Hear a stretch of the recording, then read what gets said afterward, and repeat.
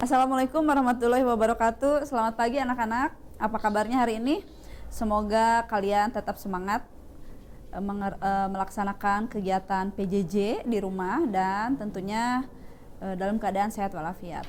Oke anak-anak, pada pertemuan kali ini kita akan melanjutkan materi minggu lalu masih mengenai sistem pernafasan atau sistem respirasi pada manusia. Namun sebelum itu kalian bisa lihat di Classroom Ibu, silahkan di-download dulu modulnya, difahami materinya, dan di sana juga ada video animasi mengenai sistem pernafasan pada manusia. Di sana juga Ibu telah sediakan kuis, nanti di akhir setelah kalian memahami materi, kalian kerjakan kuisnya, dan ada pula PowerPoint beserta materi yang akan disampaikan hari ini. Oke anak-anak, silahkan dilihat PowerPoint-nya.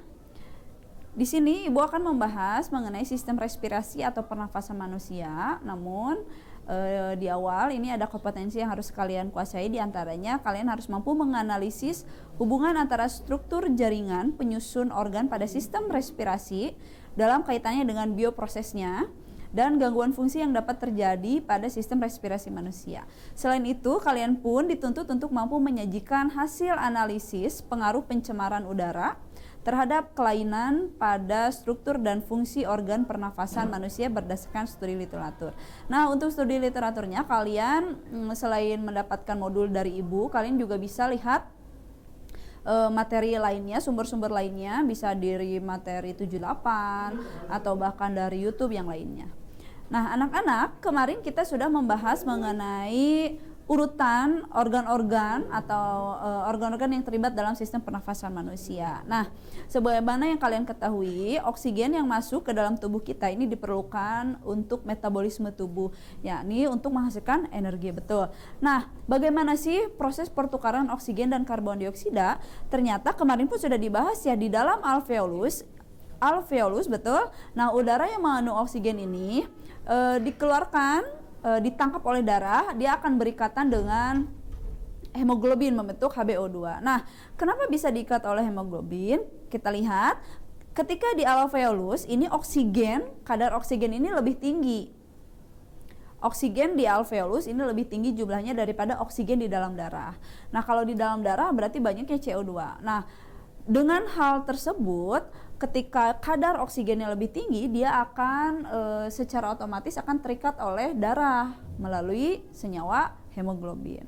Nah, nantinya O2 ini masuk ke darah secara difusi, dan nantinya HbO2, tadi kan sudah berikatan ya, HbO2 ini akan mengedar atau mengalir ke seluruh tubuh dan disampaikan ke bagian terkecil penyusun tubuh kita, yaitu sel, betul. Ketika sampai di dalam sel, HbO2 ini akan melepaskan O2-nya, disampaikan ke dalam sel untuk apa?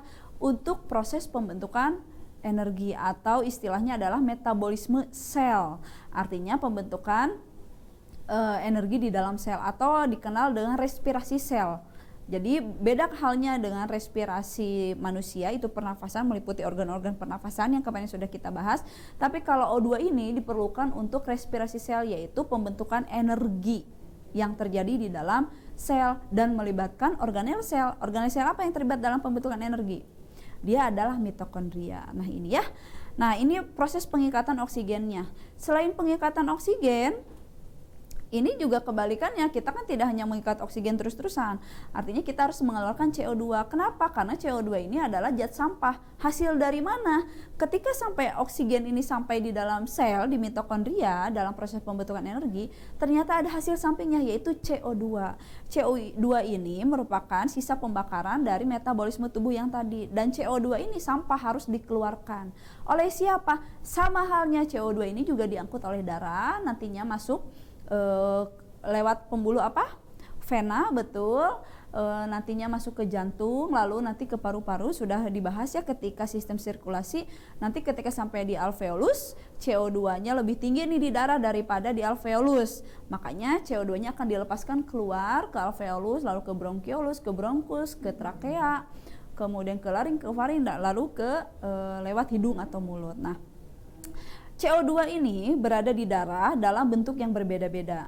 Bisa melalui berikatan dengan hemoglobin menjadi HbCO2, kalau tadi kan HbO2, bisa juga diubah menjadi ion bikarbonat, HCO3, dan bisa juga 10% yang terkecil 10% CO2 lainnya larut di dalam plasma darah. Ini adalah cara atau ketiga cara proses pengeluaran CO2 dari tubuh untuk dikeluarkan. Tadi ya, bisa berikatan dengan Hb membentuk HbCO2. Hati-hati, bukan HbO2. Kalau HbO2 berarti itu mengikat oksigen, kemudian lewat plasma darah paling kecil, dan yang terakhir membentuk ion bikarbonat HCO3-. Nah, anak-anak, itu tadi makanya kenapa di dalam tubuh kita yang namanya bernafas itu terjadi pertukaran O2 dan CO2, bukan hanya semata-mata kita menghirup oksigen saja. Bagaimana prosesnya bisa dilihat di slide Ibu. Ini skemanya atau gambarnya. Kita lihat ada yang bulat itu di alveolus, pertukaran secara difusi, pertukaran O2 CO2 ke darahnya secara difusi. Nanti ada pembuluh kapiler warna merah, artinya itu mengangkut banyak oksigen. Dia diedarkan sampai lihat ke arah bawah, misalnya ke bagian tubuh inferior, bagian bawah inferior dan superior. Lihat nanti sampai ke kapiler darah. Lihat ada sel-sel tubuh, atau di sana di gambarnya itu adalah jaringan. Nah, penyusun terkecil dari jaringan itu kan ada sel ya. Nah, nanti O2-nya dilepaskan, ditangkap oleh sel tadi untuk pembentukan energi. Kemudian ada hasil sampingnya CO2. Lihat ada tanda panah warna biru. Dia akan dimasukkan lagi ke kapiler darah menuju pembuluh vena, pembuluh balik. Lihat ada tanda panah di kapiler yang warna biru. Itu artinya banyak CO2-nya. Dia akan kemana? Dia ke jantung, lalu nantinya ke paru-paru lagi. Nah, ini proses pertukaran O2 dan CO2-nya. Pengangkutan gasnya ya tadi ya, pada prinsipnya sama, konsentrasi tinggi ke konsentrasi yang rendah. Nah, anak-anak, dalam proses pernafasan kita lihat ini gambar secara rincinya ya, CO2 dari sel. Lihat gambar sebelah kiri, pertukaran CO2 dari sel masuk ke pembuluh darah. Itu yang ada yang bentuknya bulat dan bikonkav, tengahnya agak legok, itu adalah eritrosit. Betul, lihat bagaimana eritrosit mengikat CO2. Lihat ada yang HCO3 menjadi HCO3, atau dalam plasma, atau bahkan dalam HbCO2 ya, lihat. Nah, kemudian nanti ketika ada yang warna biru, itu gambar sebelah kanan, itu adalah alveolus. Nah, ketika sampai kapiler darah dan udah sampai di alveolus, CO2-nya akan dilepaskan ke alveolus. Ini ya, difahami lagi gambarnya. Nah, dalam proses pernafasan anak-anak, kapasitas atau volume paru-paru setiap individu itu berbeda. Apa yang mempengaruhinya volume udara di paru-paru setiap individu berbeda? Ini ada beberapa faktor, diantaranya posisi tubuh. Jelas orang yang tidur tengkurap dengan yang terlentang itu menyebabkan volume pernafasannya berbeda juga. Makanya kenapa kalau tidur telungkup, tengkurap itu biasanya lebih sesek ya, karena paru-paru kita tertahan oleh berat badan kita. Kemudian jenis kelamin, karena metabolisme pria dan wanita itu berbeda. Usia, biasanya kalau dari orang tua sampai bayi itu kan jelas ada perbedaan proses pernafasannya, perbedaan volume pernafasannya. Kemudian yang terakhir ini adalah aktivitasnya. Ini sangat jelas mempengaruhi kita. Kalau lari, nafasnya juga akan ngos-ngosan dibanding kita jalan santai. Sehingga aktivitas ini atau aspek aktivitas ini sangat mempengaruhi volume paru-paru kita. Nah, ada beberapa istilah dalam kapasitas paru-paru. Ini adalah ada volume tidal, kemudian cadangan inspirasi atau disebutnya komplementer, ada pula volume cadangan ekspirasi atau suplementer, dan ada volume residu. Berapa besarnya? Ini kurang lebih kita lihat dari grafiknya. Ini ya. Nah, ini adalah volume paru-paru kita. Nih, besarnya udara tidal, ini adalah udara yang keluar masuk inspirasi ekspirasi biasa, ini adalah 500 ml. Kemudian ketika kita kan ada saatnya kita mengambil nafas dalam-dalam, itu disebutnya cadangan inspirasi atau udara komplementer. Jadi cadangan inspirasi ini adalah tarik nafas dalam-dalam. Berapa besarnya komplementer? Ini adalah 3100 ml atau 3,1 liter ya. Dan ada pula udara suplementer, ini kebalikannya cadangan inspirasi, berarti suplementer ini cadangan ekspirasi. Artinya cadangan ekspirasi ini adalah ekspirasi kuat-kuat, pengeluaran nafas kuat-kuat ini 1200 mili. Dan ada pula yang terakhir udara residu itu sisa, berarti yang tersimpan di dalam sel tubuh tidak dikeluarkan dan baru dikeluarkan setelah orang itu meninggal dunia. Nah, ini udara residu ini adalah 1200 mili. Jadi kalau tidal itu tarik nafas, buang nafas normal, komplementer itu tarik nafas dalam-dalam, suplementer buang nafas dalam-dalam, dan masih ada udara residu yang tersimpan di organ-organ pernafasan. Nah, sehingga kita bisa menghitung kapasitas vital kita. Jumlahkan saja ketiga jenis tadi kecuali udara residu.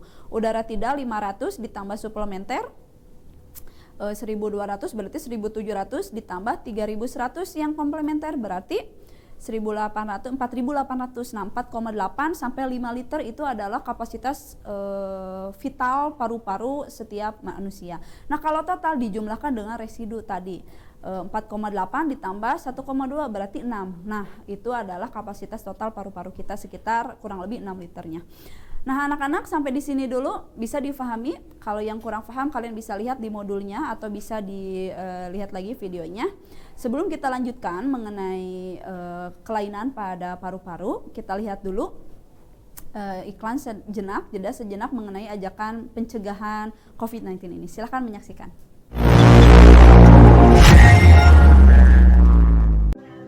Hai, nama aku Salwa Anin Yuniarti. Kita semua tahu kondisi saat ini, ya pandemi. Banyak hal yang harus kita lakukan tanpa harus keluar rumah. Contohnya, sekolah di rumah, nonton di rumah, santai-santai di rumah, dan masih banyak lagi. Itu semua akan terasa membosankan memang. Tapi untuk terbebas dari coronavirus, aku harus fokus di rumah untuk tetap menjaga kesehatan. Dikit-dikit aku harus cuci tangan pakai masker. Dan cuci tangan adalah kebiasaan baru di masa pandemi ini. Habis bersih-bersih cuci tangan, habis salaman cuci tangan, habis belajar cuci tangan, habis ngetik cuci tangan, habis nulis cuci tangan, habis baca buku cuci tangan, habis make up cuci tangan, habis nge-game cuci tangan, cuci tangan, cuci tangan, cuci tangan, sampai bersih. Aku juga selalu jaga kesehatan. Apa-apa semua aku buang. Debu-debu aku buang, sampah-sampah aku buang, foto mantan aku buang. Kalau ini jangan dibuang deh, untuk kebutuhan aku untuk menjaga kesehatan sehari-hari. Setiap hal yang dilakukan pasti diakhiri dengan cuci tangan. Tapi, sadar tidak sadar, itu semua tidak akan meningkatkan imunitas tubuh. Untuk meningkatkan imunitas tubuh, harus berolahraga. Mari semua kita cegah COVID-19.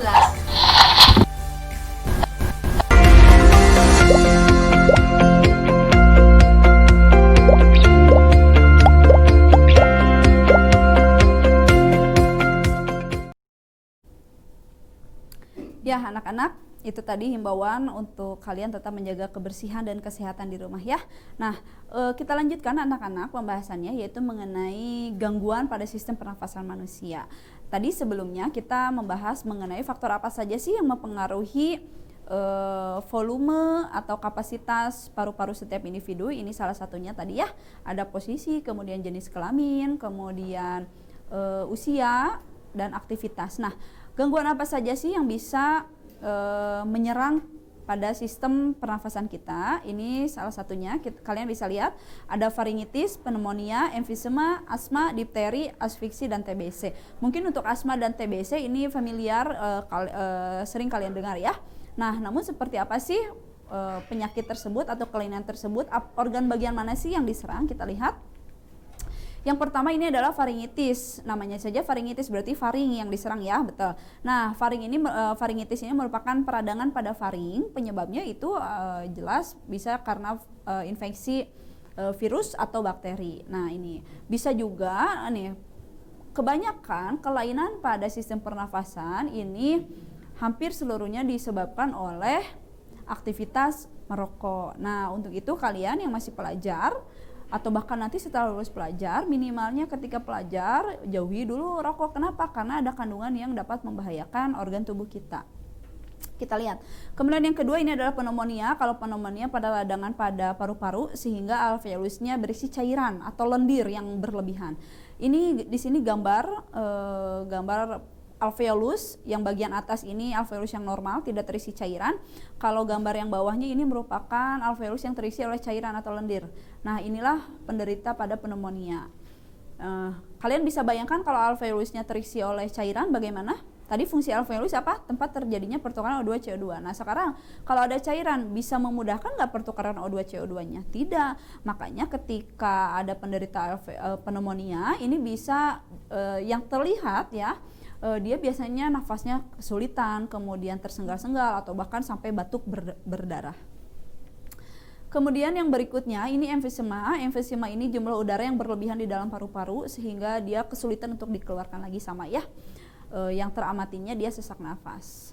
Ada pula asma. Asma ini adalah kontraksi yang kaku, jadi yang tidak bisa kembali lagi pada bagian bronkiolus. Masih ingat bronkiolus sebelum alveolus ya, yang menyebabkan kesukaran bernafas. Jadi biasanya suka ada tandanya mengi ya, mengi itu ngik-ngikan seperti itu ya saat menarik nafas, ada suara. Kemudian ketika ada kontraksi yang kaku di bronkiolus ini menyebabkan penyempitan pada bronkiolus. Misalnya tadinya salurannya sebesar ini, dia menyempit karena tadi kontraksinya kaku.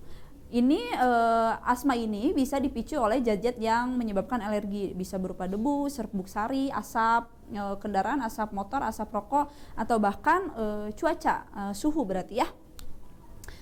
Ini asma, penyakit yang ketiga. Lihat, kemudian yang berikutnya, lihat ini gambar asma ya. Kita lihat bagian A-nya, ini tadi yang normal. Kemudian gambar yang B-nya ini adalah asma yang tadi bronchiolusnya menjadi menyempit karena bisa jadi karena lendir, mukus itu lendir atau bahkan kontraksinya tidak teratur. Dan yang berikutnya ini adalah difteri. Lihat di sana difteri ini ada yang menghalangi di bagian faring ya. Infeksi yang disebabkan oleh bakteri, yang menghalanginya ini adalah bakteri yang bisa menyebabkan penyumbatan pada faring ataupun laring ya. Jadi nantinya udara yang masuk ini jadi terganggu, otomatis penyempitan saluran juga karena tertutup oleh lendir yang dihasilkan oleh bakteri itu tadi. Ada pula yang berikutnya asfiksi, ini gangguan pengangkutan oksigen ke jaringan sehingga terganggunya fungsi paru-paru, pembuluh darah atau jaringan tubuh. Ini asfiksi.